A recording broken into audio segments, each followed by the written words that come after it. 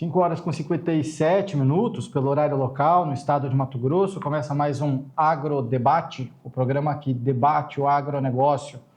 Durante essa semana, e até mesmo na semana passada, um dos assuntos mais comentados por aqui foi aquela lei, né, aprovada aí pelo governador do estado de Mato Grosso, né, sancionada pelo governador do estado de Mato Grosso, que corta benefícios fiscais de empresas que aderem à moratória da soja, uma lei foi polêmica e que, inclusive, é de autoria de alguém muito próxima a nós, tapurenses. Então, nós vamos conversar diretamente com o autor desse projeto de lei e que está conosco para conversar já sobre isso.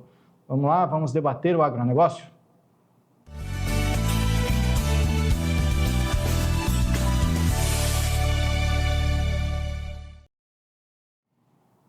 E para a gente já começar esse debate, eu convido os meus dois colegas, já vou chamar os dois de uma vez por aqui, ó, já que hoje é dia do Zaid participar, né, Zaid? Seja bem-vindo. Daiane também, que está de volta.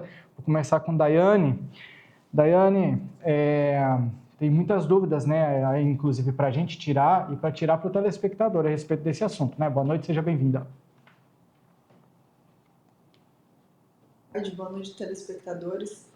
Esse assunto foi muito discutido e como é uma lei nova, né, a gente ainda tem algumas dúvidas, as implicações e estamos ansiosos para que ela venha trazer muitos benefícios a todos os produtores.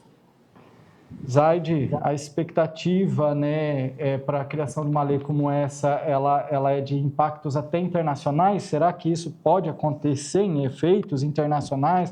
É isso que a gente vai tentar tirar do Catani hoje, né? Sem dúvida, Jossam, a abordagem está correta, o diagnóstico também. Em primeiro lugar, boa noite a todos da TV Buritis, todos os telespectadores que acompanham o Agrodebate, um programa diário de alta qualidade sobre o agronegócio e o desenvolvimento do nosso estado de Mato Grosso. Boa noite, Daiane.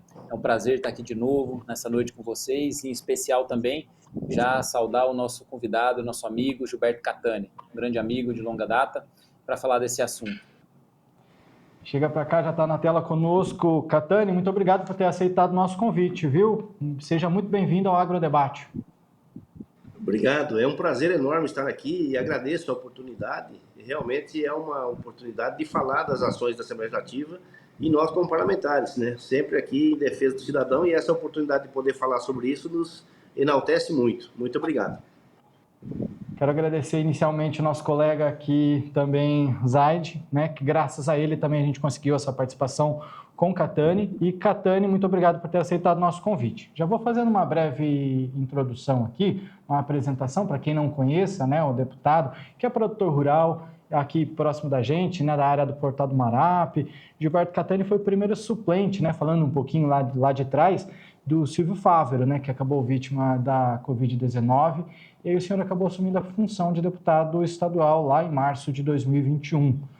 Depois acabou assumindo, né, devido ao pleito de 2022, concorreu, conseguiu aí quase 45 mil votos, foi reconduzido, portanto, à Assembleia Legislativa, né, como deputado estadual, pelo Partido Liberal, PL. As suas pautas, Catani, elas sempre se aproximaram das pautas do nosso ex-presidente da República, Jair Bolsonaro, e o senhor sempre colocou acima, né, a família, inclusive os direitos do pequeno produtor rural, o senhor representando sua classe. Recentemente, o seu nome acabou ocupado aí pelas manchetes de jornais brasileiros, programas brasileiros, até internacionais, né?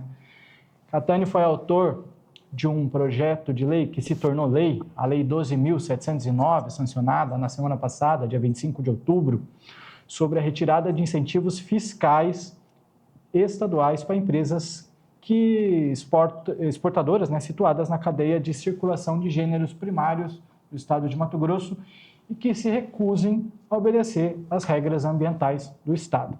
E aí eu te pergunto, uma pergunta muito simples e básica que todo produtor rural, o pessoal de casa também quer saber, e principalmente o produtor rural, que acaba protegido por essa nova legislação, né, Catani? Gostaria de perguntar sobre como começou, da onde saiu essa ideia, essa provocação original dessa lei, como que surgiu isso, teve uma reunião específica, uma conversa direta com o produtor rural que acendeu essa questão para o senhor? Sim, nós tivemos aí uma boa conversa com vários produtores rurais de várias localidades, mas o que mais impactou e que nos levou a tomar uma decisão foi uma família que mora em Feliz Natal, que contou uma história muito surreal para nós. Essa família ela tinha pleiteado a autorização de um desmate na sua área legítima, área consolidada já da família, com escritura pública e tudo mais, com todos os direitos reservados dentro da Constituição Federal. E ela pleiteou esse desmate. Só que ela pleiteou esse desmate ainda no ano 2000, né? E pela morosidade do Estado, isso foi se protelando. Foi se protelando, e ela obedecendo a legislação, não querendo fazer nada ilegal, nunca desmatou. Quando ela conseguiu a licença de desmate, já tinha se passado depois do ano 2008, mas ela conseguiu a licença e aí ela desmatou legalmente essa área. Depois ela conseguiu a licença para queimar, né? Ela conseguiu queimar, enfim, conseguiu todas as licenças para abrir de forma legal a sua área. Só que isso aconteceu depois de 2008 por culpa do Estado, por morosidade do próprio Estado. E quando isso aconteceu, ela automaticamente entrou na famigerada lista da moratória da soja. Então, nenhuma das empresas mais poderia comprar, se negou, na verdade, poderia, mas se negou a comprar o seu produto, ela estando de forma legal. Isso impactou muito o nosso entendimento sobre a questão, né? Porque se você está de forma legal, qualquer ação contra você é ilegal. Essas pessoas que estão cometendo essa ação contra os produtores estão indo contra a Constituição Federal. O nosso Código Florestal, que é o mais restritivo de todo o planeta, ele nos dá a oportunidade e a chance de abrir dentro de cada bioma um certo percentual dentro da legalidade. Então, essa família estava dentro da legalidade do nosso país e estava sofrendo sanções. Isso foi uma coisa muito importante. E através dessa conversa com ela, nós começamos então a fazer audiências públicas, chamamento de pessoas para conversações, procuramos todos os setores, né, as entidades envolvidas aí, principalmente a ProSoja, e chegamos então à conclusão de que nós deveríamos... Perdão, caiu meu celular aqui. Chegamos então à conclusão que nós deveríamos fazer aí esse projeto de lei. E foi o que fizemos, né? De imediato confeccionamos o projeto de lei e colocamos em votação na Assembleia, onde os deputados também nos ajudaram e aprovaram, e agora foi sancionado pelo governador. Foi mais de ano, né, inclusive, né, esse projeto tramitando aí? Sim, a discussão demorou mais de um ano, sim. Tá certo. Daiane, tem muitas perguntas, né, dúvidas que aparecem também dentro de uma lei como essa, né? Sim, Jossam, boa noite, seu Gilberto Catani. Muito obrigado pela sua participação no nosso programa. Quero dizer que a gente já acompanha você é um grande defensor do agronegócio, você faz parte, né, do agronegócio e entende também quais as dificuldades, quais as necessidades do agro. E a sua lei, ela veio a calhar em favor, né, do agronegócio. A gente tem visto que algumas empresas e algumas das repercussões, inclusive, diante da aprovação da lei, e surgiram algumas dúvidas, principalmente porque a partir de agora são retirados os incentivos fiscais estaduais das empresas que estão fazendo parte, consignadas, né, na moratória ou qualquer outro pacto que seja ilegal.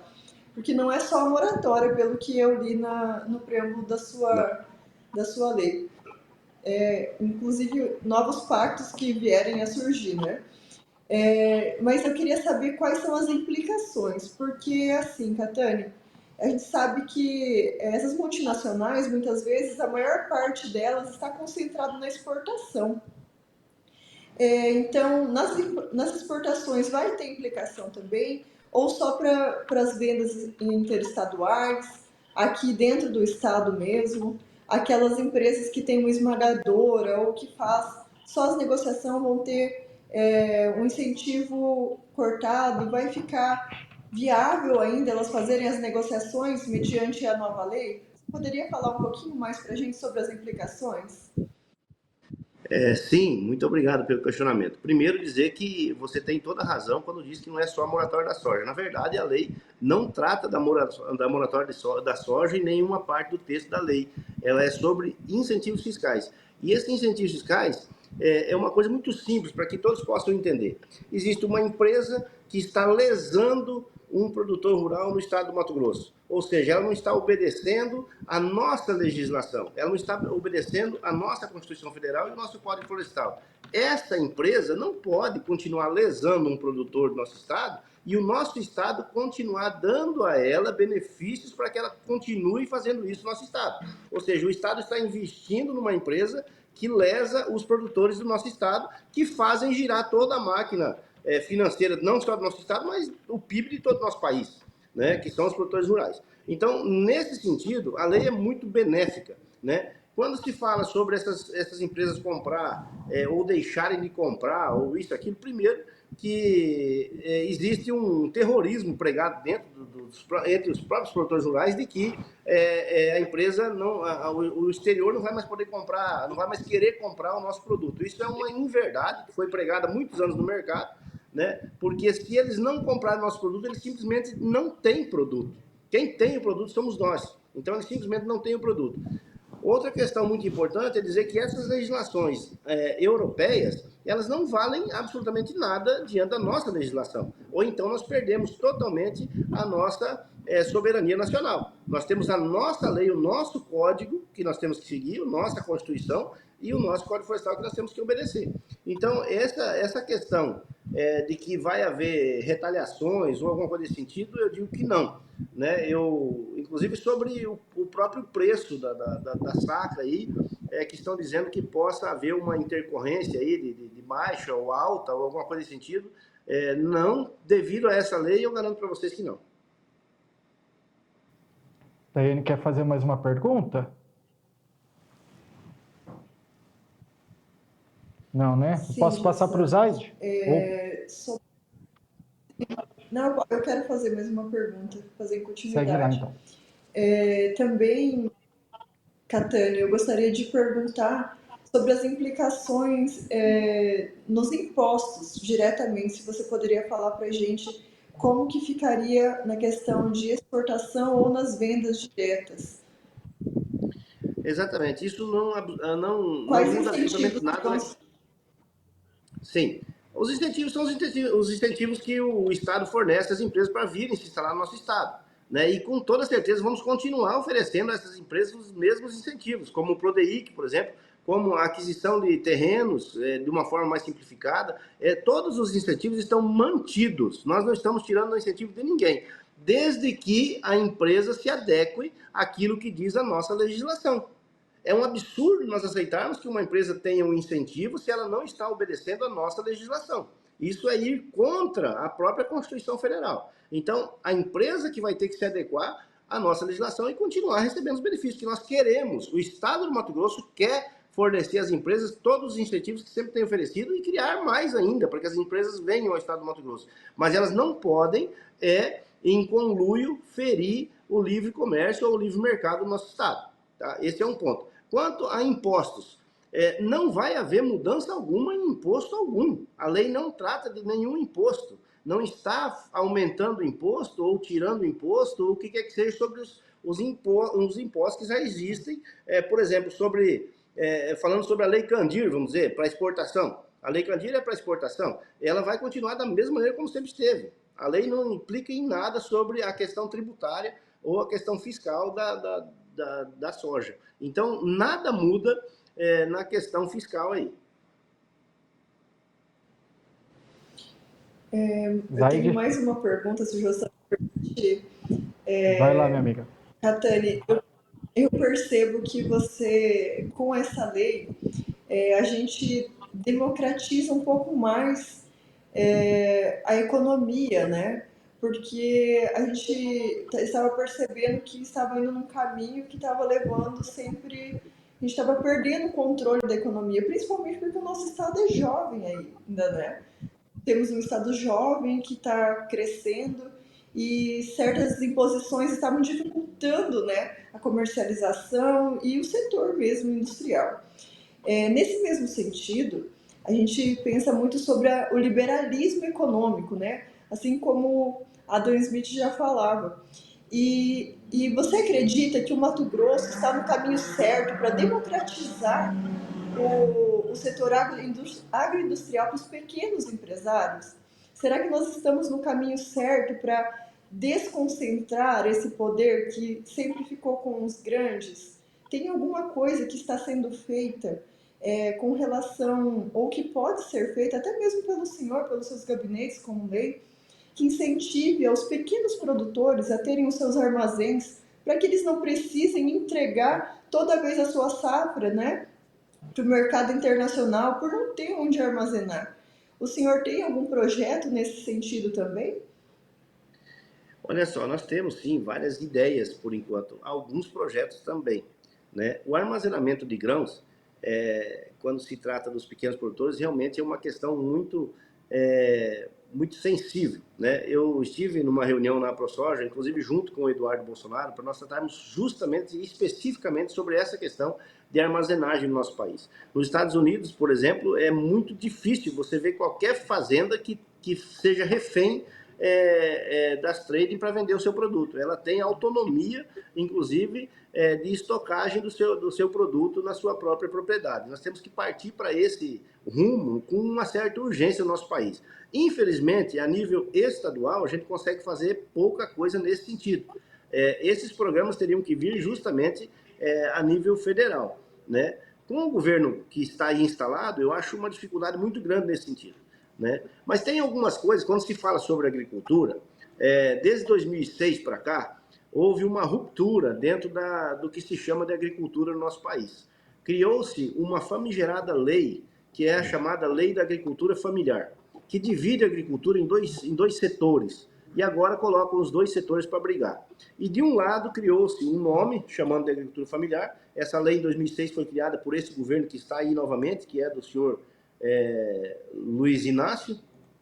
Foi criada em 2006 essa lei da agricultura familiar e colocou-se a pequena agricultura ou agricultura familiar como uma agricultura que vai salvar o planeta e que vai produzir alimento para 70%, já produz alimento para 70% da população. Isso é uma mentira deslavada, porque a pequena agricultura, em sua grande maioria, é de subsistência. Se ela é de subsistência, não pode, obviamente, alimentar nem o seu vizinho. Quanto mais gerar 70% de alimento que nós colocamos na mesa. Se você lembrar o que nós comemos no almoço, por exemplo, você vai ver que tudo que você comeu vem da grande agricultura. Se você comeu um ovo frito, você precisou do milho para poder a galinha ter colocado esse ovo, e você também vai depender do óleo de soja para fritar esse ovo. Então, tudo é uma cadeia só. E eles fizeram isso justamente para dividir. E colocaram, do outro lado, o agronegócio, criaram políticas próprias para fazer essa divisão e colocaram o agronegócio como grande bandido, grande vilão do nosso planeta. O que nós temos, então, que fazer? Nós temos que quebrar esses paradigmas.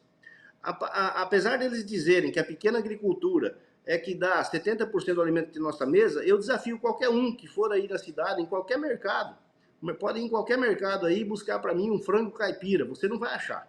Você não vai achar um ovo caipira, você vai achar um ovo vermelho. Não quer dizer que ele seja caipira.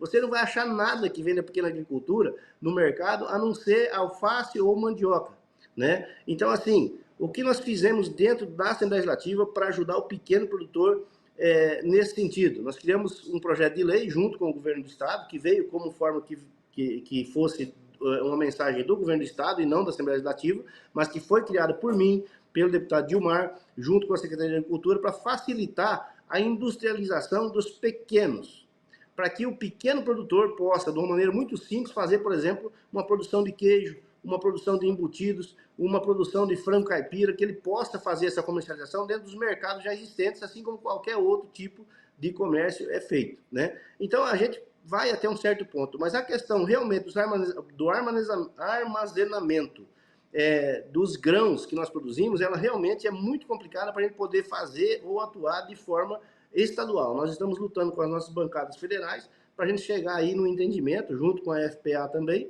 para que isso realmente possa partir, mas tem que partir de um programa nacional, né? Dentro do Estado, a gente pode e tem como incentivar, mas de uma maneira muito pequena, né? Isso teria que vir de uma forma federal. Zaid, chega mais e vamos falar um pouco desse cenário, ele é um pouco mais amplo, né? Quando a gente olha também para fora, né, do país. Exato, Jossan. Olha, primeiro é uma alegria muito grande poder trazer aqui o Catani para falar com o nosso telespectador do Agrodebate, e eu queria fazer uma contextualização que é muito importante para todos vocês que estão assistindo o Agrodebate no estado de Mato Grosso inteiro e também no Brasil inteiro, que agora é só transmitir um link aí pelo WhatsApp, que a gente já tem essa facilidade aí dos tempos modernos, né? Então é o seguinte, o Gilberto Catani, ele é um produtor rural, né? Ele conhece bem as dificuldades do setor e ser legislador significa o seguinte, não é aquele juiz de futebol que quer aparecer mais do que o jogador na final da Copa do Mundo.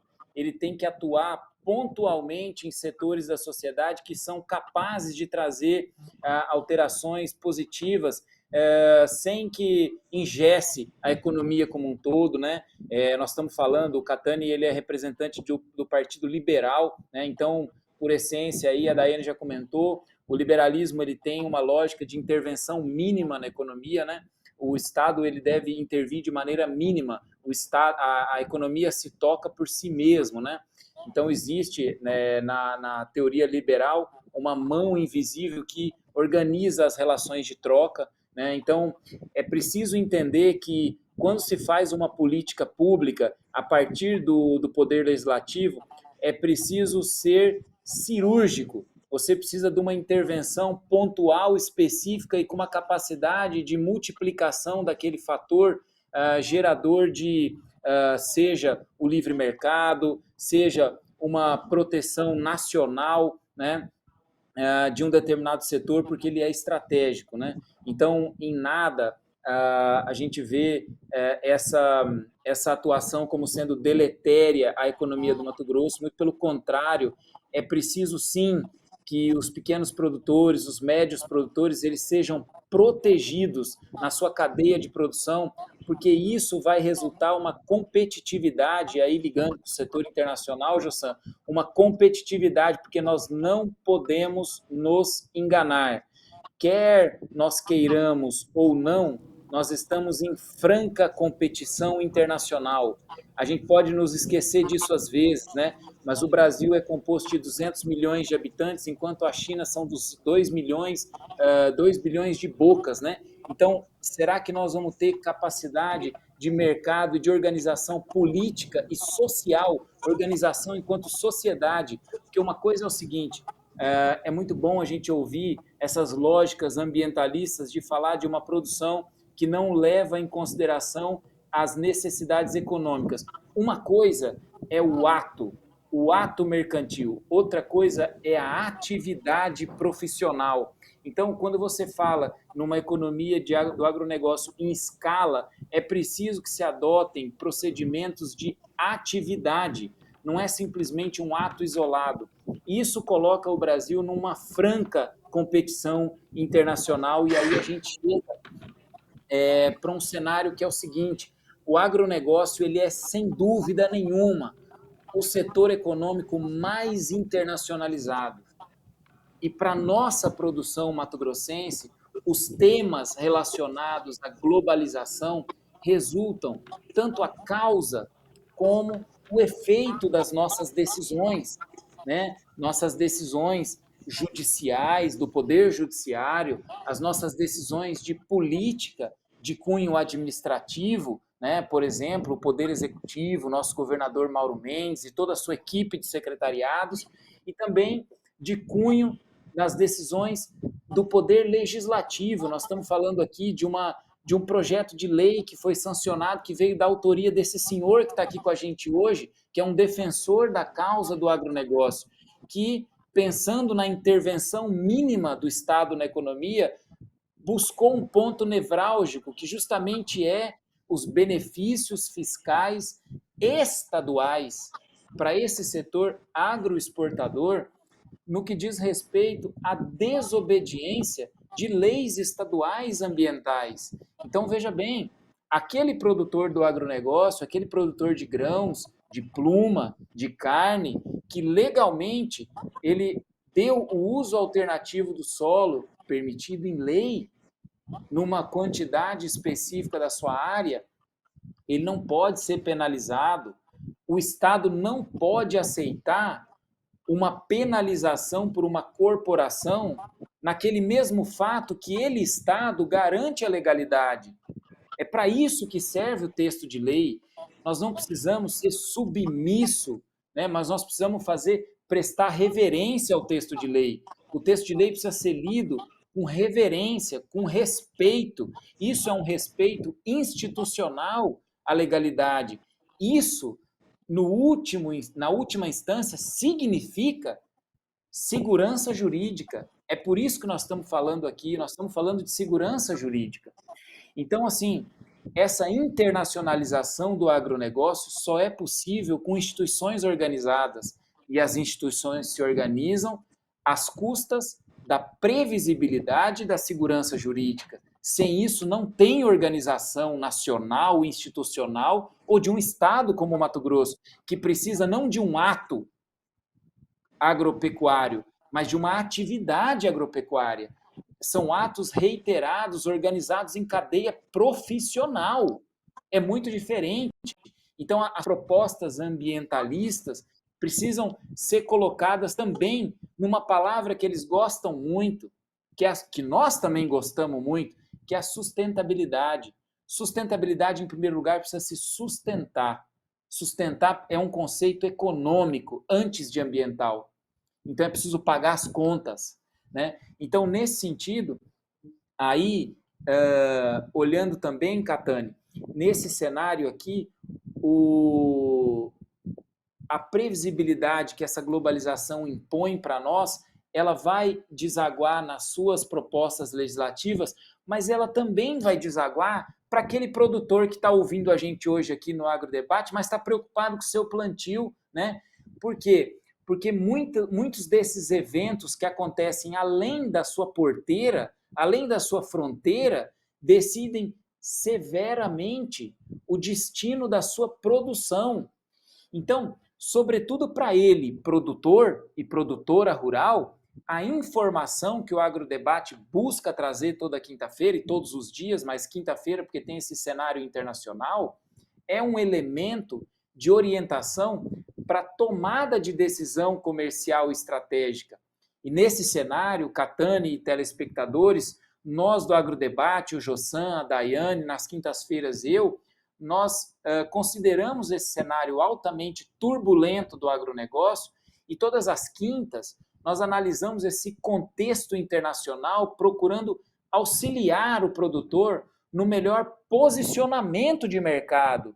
O que é isso? Eu vendo tudo agora, né? Eu travo uma parte vendo em dezembro, o cenário econômico me orienta para isso, o cenário internacional, o que ele me diz, né? Então, nós procuramos olhar tanto contextos nesses fatores globais, quanto contextos nos fatores locais. O Catani é um representante de um fator local muito importante para a análise do agronegócio. Sobre os contextos globais, já que nós estamos nessa quinta-feira, nós temos aqui um pouco de tempo, para ter um exemplo, né? Na semana que vem, nós vamos ter a eleição nos Estados Unidos, né?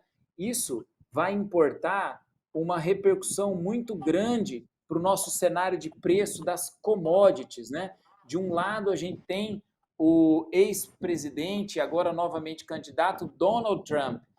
Ele é da natureza, né, e é das políticas já do Trump, que ele certamente vai impor uma política de cortes fiscais que é tão dura quanto a sua política externa, que nós já estamos a ver, nós já vimos, e que agora é um cenário propício nos conflitos da Europa, da Ásia e do Oriente Médio. E isso, produtor rural, isso desenha um cenário de desvalorização do real frente ao dólar. O que significa isso? Um caminhão de efeitos colaterais. Mas todos eles caminham para ser orientados, interpretados para a sua tomada de decisão. Ou seja, eu vendo tudo agora, se vai ter uma elevação de preço com essa situação do dólar, eu posso ganhar mais reais por saca? Será que eu espero passar a eleição americana e daqui a pouco eu vou ter uma desvalorização do real e vendo uma outra parte em dezembro? Ou será que eu travo os custos e vendo na colheita? A situação, Catani, e que a gente aqui na quinta-feira procura sempre estar orientando, é que o produtor ele tem feito uma lição de casa na hora do operacional, porque o Mato Grosso vive sempre safra recorde atrás de safra recorde. Então, a nossa intenção nas quintas-feiras é trazer esse panorama internacional para orientar do ponto de vista comercial, porque o produtor não pode errar. E, por outro lado, nesse contexto aí da política norte-americana, se de um lado a gente tem o Donald Trump, do outro lado a gente tem a Kamala Harris. E certamente a Kamala Harris, pela orientação partidária, ela vai compor um cenário democrata, certamente ela vai conseguir isso, né? Certamente, é provável, né? Onde os cortes de gastos também não são uma prioridade, né? E isso ela também já sinalizou que vai dialogar nos conflitos internacionais, buscando colocar os Estados Unidos como um apaziguador, né? A Rússia e a China, para se ter um exemplo, elas torcem pela Kamala Harris, elas torcem por esse resultado. E a gente do agronegócio brasileiro, a gente também tem que entender que isso traz uma cadeia de efeitos colaterais para o nosso preço. E aí a questão de quinta-feira aqui no Agrodebate, o que fazer nesse caso ou no outro? Só para se ter um exemplo, esse é um contexto, é um fator global de análise que o Agrodebate nas quintas-feiras traz. Mas hoje, em especial, nós temos aqui o autor de um fator local. Então, vamos ao fator local. Catani, a Lei 12.709, ela vai implicar efeitos colaterais em toda a cadeia produtiva do agronegócio. Isso é um fato, e nós, do Agrodebate, nós do Estado de Mato Grosso, e nós que somos seu conhecido, nós sabemos que isso é um fato e é um motivo de orgulho, para qualquer parlamentar que busca a defesa de um setor. Você conseguiu isso, mas também eu vejo e compartilho que isso também deve ser um motivo de uma certa preocupação, porque como a gente já falava, as organizações internacionais, elas não jogam para perder, né? E um receio que eu compartilho, e te pergunto, também um pouco na mesma linha que a Daiane já trouxe, é possível, né, que o produtor mato-grossense, ele pague essa conta sob o custo, sob a forma de um custo? Eu digo isso porque se existe uma cadeia de circulação do produto e no meio dessa cadeia pode vir a ser tirado um incentivo fiscal daquela agroexportadora que não respeita a legislação ambiental do Estado, surgem daí duas possibilidades. E do país, do Código Florestal, surge uma situação que a retirada desse incentivo fiscal, que na cadeia do consumo significa preço, ela vai resultar um aumento de custo para alguém, né? Então, se nós temos produtor, trade exportadora e o mercado consumidor internacional, né? E a trading está no meio dessa cadeia, para elas surgiria duas possibilidades de repassar os custos. Ou ela vai passar para o mercado internacional, cujo preço é regulado pela Bolsa de Chicago, e aí fica impossível, né?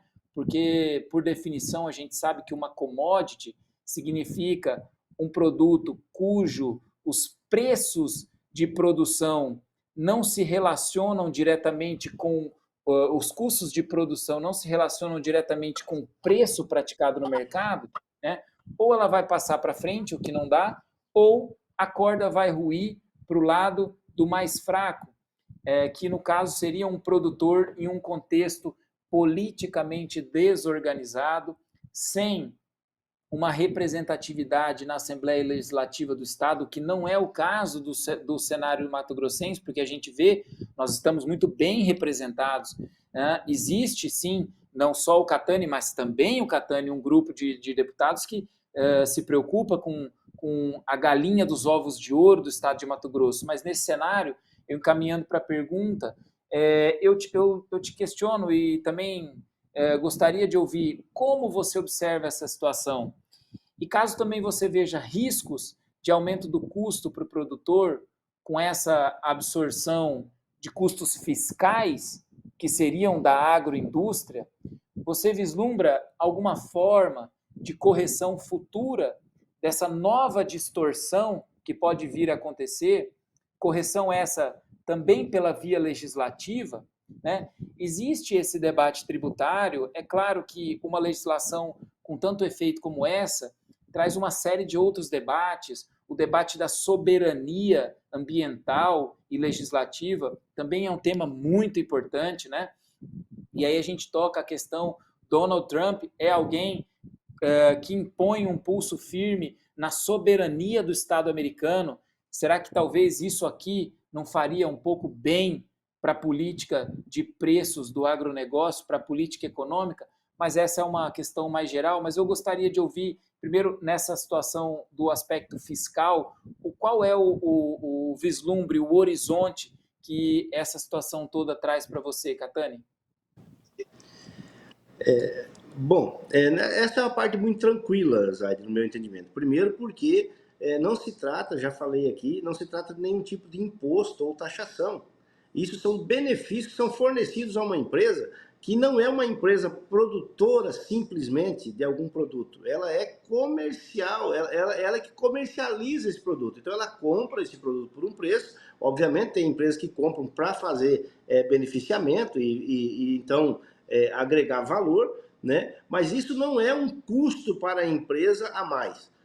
Se ela continuar desafiando o sistema do nosso Código Florestal, se ela continuar desafiando a nossa legislação federal, então ela não receberá recursos do Estado para incentivá-la a continuar com essa prática.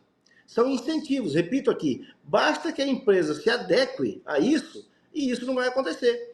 Você citou muito bem o caso dos Estados Unidos. Você acredita, ou qualquer pessoa aí acredita, que os Estados Unidos se dobra para a Europa quando a Europa vier para eles e querer impor uma moratória da soja nos Estados Unidos, por exemplo?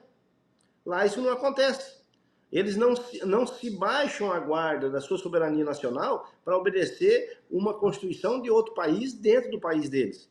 E nós, salvo engano, passamos os Estados Unidos agora na questão do milho, do soja, mas nós sempre fomos o segundo lugar, né? Nem sempre, mas de uns tempos para cá fomos o segundo lugar. O maior produtor do mundo sempre foi os Estados Unidos e eles não aplicam essa legislação lá. Ou seja, nem é uma legislação, é um acordo comercial, né? Então, a lei foi feita especificamente para que esses acordos comerciais, que não são legislação, que não são lei, não sejam aplicados a qualquer tipo de setor do nosso estado. E aí você também não tem somente o setor do soja ou das commodities do grão. Você tem também a questão da carne, você tem a questão do leite, tudo isso nós temos sanções comerciais aplicadas por empresas que vão também se esbarrar agora nessa legislação para não defraudar o produtor brasileiro, né? E o produtor mato-grossense principalmente. Então, eu não vejo risco nenhum, até porque o preço não é determinado por essas commodities, ele é determinado pela Bolsa de Valores, como muito bem foi falado, porque é uma comercialização internacional.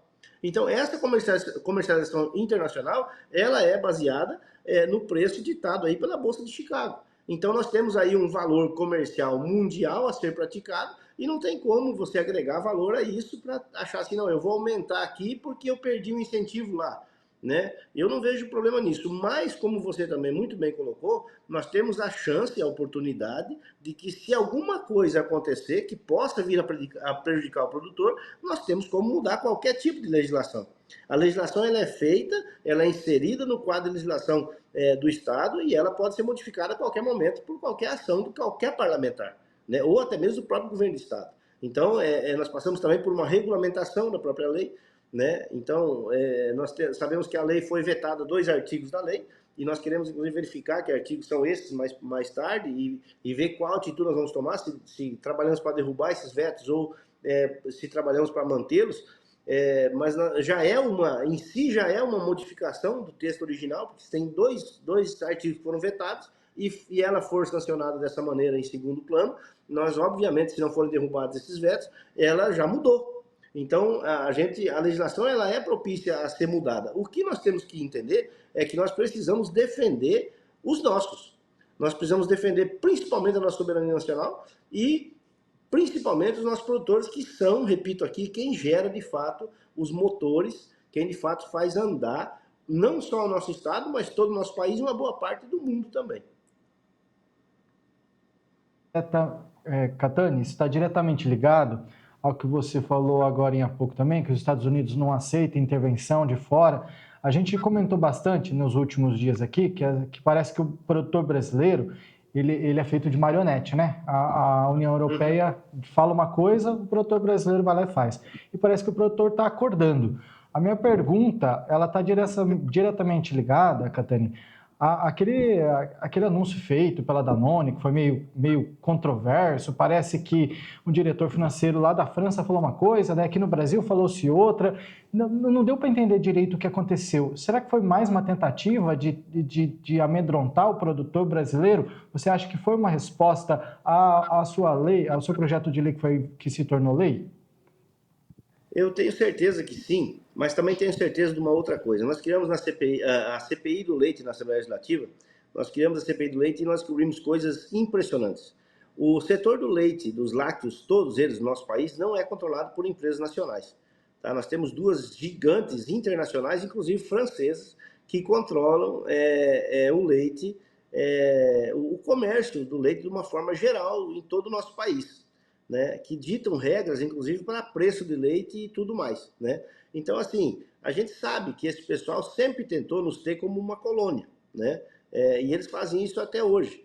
E nós não podemos mais aceitar isso. Nós temos que realmente entender que nós somos soberanos, nós temos aqui pessoas que podem muito bem bater no peito e dizer: eu sou brasileiro com orgulho, trabalho no Brasil e vivo segundo as regras brasileiras. Inclusive, nós fizemos um projeto de lei, e talvez por isso eles também têm conhecimento, principalmente a Danone tem, desse outro projeto de lei que nós fizemos aqui no estado do Mato Grosso, que nós também tiramos os incentivos fiscais. Isso não foi tão comentado, porque o setor de leite é um pouco menor, talvez, do que o setor das commodities, de grãos, né?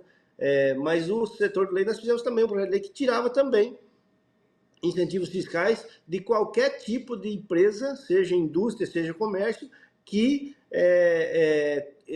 continuasse comercializando leite importado, reidratado na chegada do país e importado de outros países e que era vendido aqui no nosso país a um preço muito baixo, prejudicando os nossos produtores. Dentro do estado do Mato Grosso, nós fizemos esse projeto de lei também.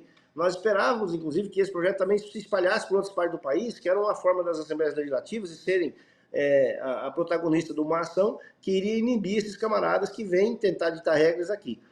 Infelizmente, só sei de 3 estados que fizeram, e o nosso estado do Mato Grosso é um desses que o leite importado, que eles tentam enfiar para nós, via Uruguai, via Mercosul, para reidratar no Brasil e baixar o preço do nosso leite aqui no estado do Mato Grosso. Se alguma empresa praticar isso, ela perde também seus incentivos fiscais. É basicamente a mesma lei que nós fizemos aí agora, de uma forma geral, mas ela foi feita especificamente para leite importado há mais ou menos um ano atrás, que ela foi sancionada também.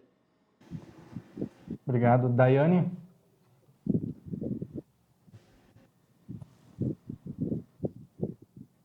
Deputado, eu gostaria de fazer uma pergunta também, que foge um pouquinho da sua lei, mas ela vem também referente a esse cenário de sustentabilidade. A gente teve agora, na terça-feira, né, a gente recebeu as notícias das multas que foram aplicadas à JBS, né, por compra de gado, né, que era oriundo de áreas que eram embargadas na Amazônia Legal. E o mais interessante é que a gente verifica que essas empresas são diretamente ligadas ao governo, né? Até a gente vai estar mostrando ali ao lado as imagens que foram extraídas do Google mesmo, porque muitas TVs tiveram essas manchetes retiradas, né? A gente percebeu que foram retiradas. E essa infração ela só foi possível por causa de denúncias. Inúmeras denúncias foram registradas até que foram lá para fazer a autuação. Diante disso, eu vou te perguntar, será que esses campeões nacionais, como JBS, JF, não estão sendo colocados no topo do mercado da lavagem verde? E será que literalmente o pretexto da preocupação ambiental não for criar essa dificuldade para todos e, ao mesmo tempo, vender facilidades aos amigos do governo? Olha, essa sua pergunta realmente, olha, é uma coisa impressionante o que acontece no nosso país. Nós estávamos falando da soja, né? Nós tínhamos mais de 4.000 fazendas, ou seja, CNPJs rurais ou produtores rurais, como queira colocar aí, mas mais de 4.000 propriedades na lista negra da moratória da soja. Se formos somar hectares, isso dá uma boa área de plantio. E a resposta, que a sua pergunta é simples, ela é respondida com outra pergunta. Quantos grãos de soja ficaram sem vender na safra passada? Nenhum. Todos comercializaram o seu produto, de uma maneira ou de outra. Mas como que a pessoa que não pode vender para as grandes compradoras vendeu o seu produto? Se as grandes compradoras dizem que não vão comprar o seu produto, porque estão lá no acordo comercial que não compra depois de 2008, para quem que essas pessoas venderam? Começa a perceber-se, justamente nessa questão da JBS, que nós temos aí um poder paralelo trabalhando no nosso país, muito poderoso, e esse poder paralelo é instituído justamente por causa dessas pessoas. Como a senhora muito bem colocou, na questão de se criar esse poder, de se dar o poder a essas pessoas para que outras pessoas apareçam como salvadores da pátria e digam, não, eu vou comprar o seu produto, você me dá um desconto aí que você não pode vender mesmo, eu vou te comprar o produto aqui, eu sou o bonzinho da história e aí eu vou dar um jeito de comprar o seu produto. Mas esse produto, esse camarada que comprou, seja ele quem for, ele vai vender para as grandes trades que vão esquentar isso, vão fazer a lavagem verde, como a senhora citou, e vão esquentar isso e vão colocar no mercado, e vão vender para as mesmas pessoas, inclusive no exterior, entendeu? Da mesma maneira como qualquer outro tipo de soja. Porque o soja é o mesmo. No soja não existe no DNA do soja se ele está numa área desmatada depois de 2008 ou antes dela. Então, está se criando um poder paralelo e proposital, e justamente por essas empresas, para poder se lucrar mais. Né? Todo mundo sabe disso. E aí, quando se fala de soja ou de carne, ou do que quer que seja, é tudo a mesma coisa. Né? E se tornam grandes corporações, por quê? Tem ligações com o governo, tem ligações com os grandes órgãos econômicos aí, né, os grandes financiadores, e conseguem fazer muita coisa que um médio, um pequeno não consegue. A JBS mesmo comprou aqui no nosso estado a maioria dos frigoríficos em todas as regiões do estado aí, os frigoríficos médios e pequenos, ela comprou todos e comprava num dia e fechava no outro. Né? Foi descoberto falcatruas dos caras aí a sair pelo ouvido e estão aí hoje rindo da nossa cara, mandando no mercado e fazendo esse tipo de coisa. Então, como disse o vice-presidente da República, né, que o ladrão voltaria sendo do crime. Voltou. E agora voltou com experiência e está fazendo bem melhor. Obrigado pela explanação. Antes da gente continuar esse debate, temos mais perguntas. Pouco tempo, mas ainda temos perguntas. Deixa eu só fazer um convite para você de casa que está ligado na tela da TV Buritis. Daqui a pouco tem Jornal da Record, as informações do Brasil e do mundo. Vamos ver quais são os destaques do jornal de hoje. Olá, boa noite para você que acompanha as notícias da sua região. Hoje no JR, Tribunal do Júri do Rio de Janeiro condena Rony Lessa a 78 anos de prisão e Elcio de Queiroz a 59 pelos assassinatos de Marielle Franco e Anderson Gomes. Cerca de 150 torcedores palmeirenses participaram da emboscada contra os cruzeirenses. Segundo o Ministério Público de São Paulo, uma pessoa morreu no ataque. O governo quer unificar a segurança pública contra o crime organizado. E nos Estados Unidos, o candidato Donald Trump se vestiu de gari após o presidente Biden comparar republicanos a lixo. O JR começa às 7:55. Até já.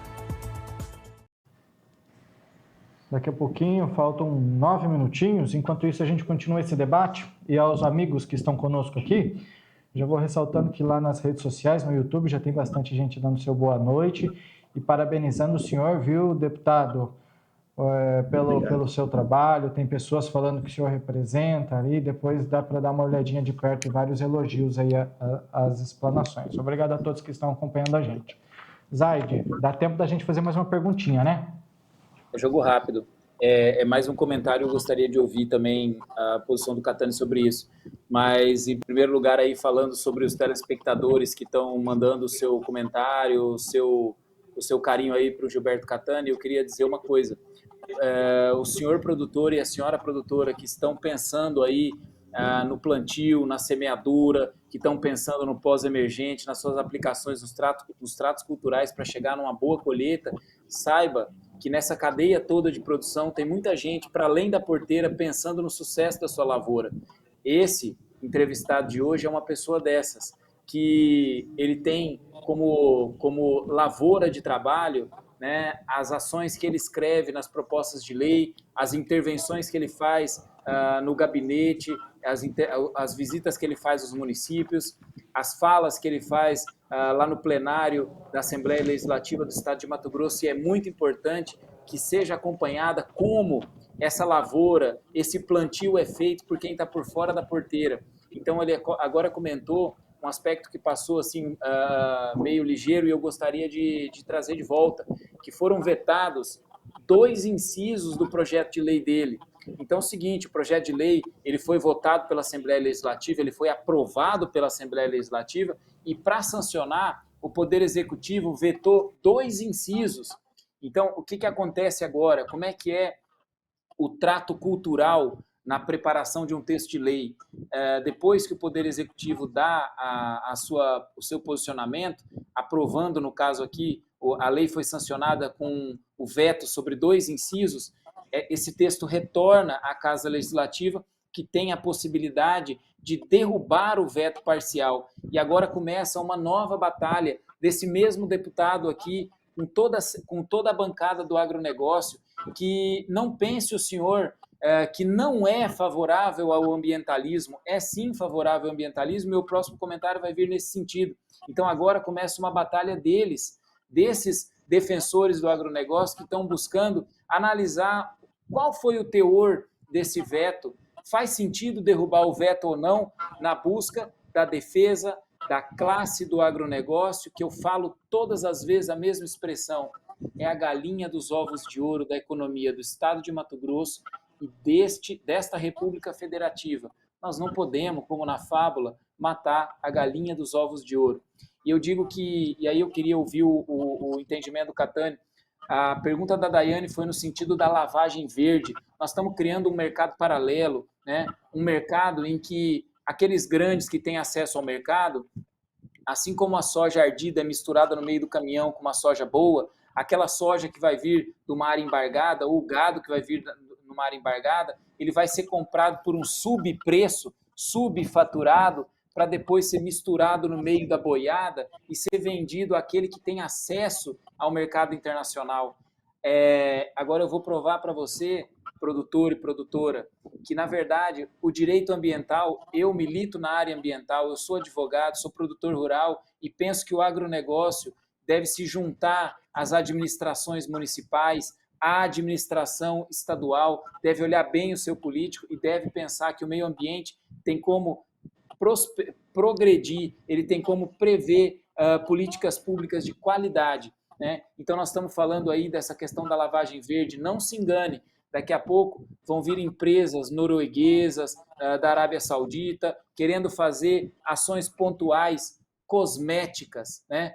Tópicas, pontuais, na calha do rio X, na vazante do rio não sei o quê, para dizer que agora elas estão ambientalmente corretas. Isso é a lavagem verde também. Se o nosso Estado não souber onde quer chegar, se o produtor não entender e não se apropriar dessa função de que o futuro da sustentabilidade passa pela sua ação como produtor rural, associado ao seu deputado estadual, junto com o seu prefeito, o Estado vai perder tempo. E tempo é uma coisa que nós não podemos perder. O senhor que sabe, a senhora que sabe na hora de aplicar o seu defensivo, que sabe a hora de aplicar, de fazer os tratos culturais, sabe que janela de plantio não se perde. E agora nós estamos numa janela do plantio político da sustentabilidade.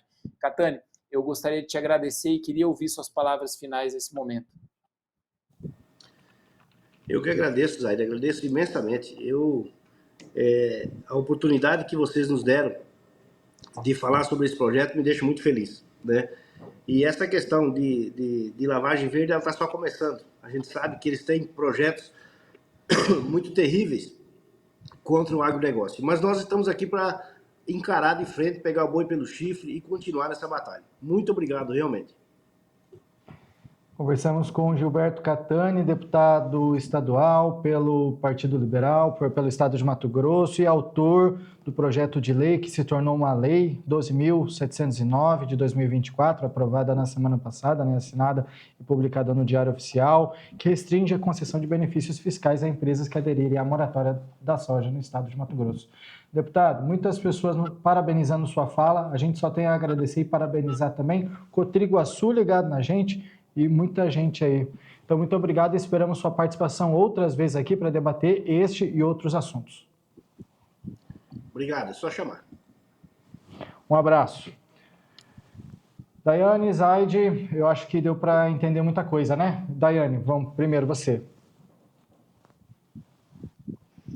A Jossa deu para entender e abriu a nossa mente também em pensar fora da caixa, né, em trazer a realidade dos fatos, que nem todo mundo é tão bonzinho assim, sempre tem um interesse ali por trás, né, dessas ONGs, desses ambientalistas, querem proteger, mas querem proteger para pegar para eles, né?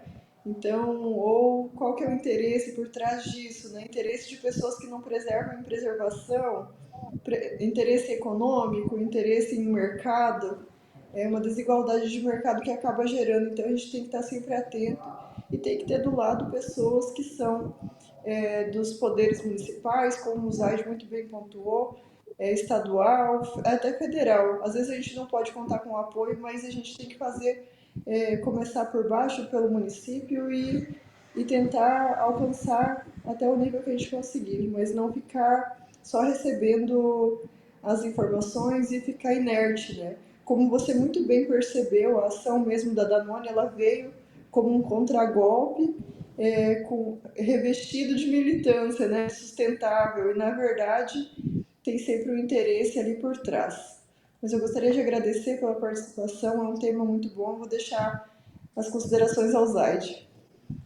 Zaide, te dou 30 segundos. Então eu te devolvo 10, eu só quero 10.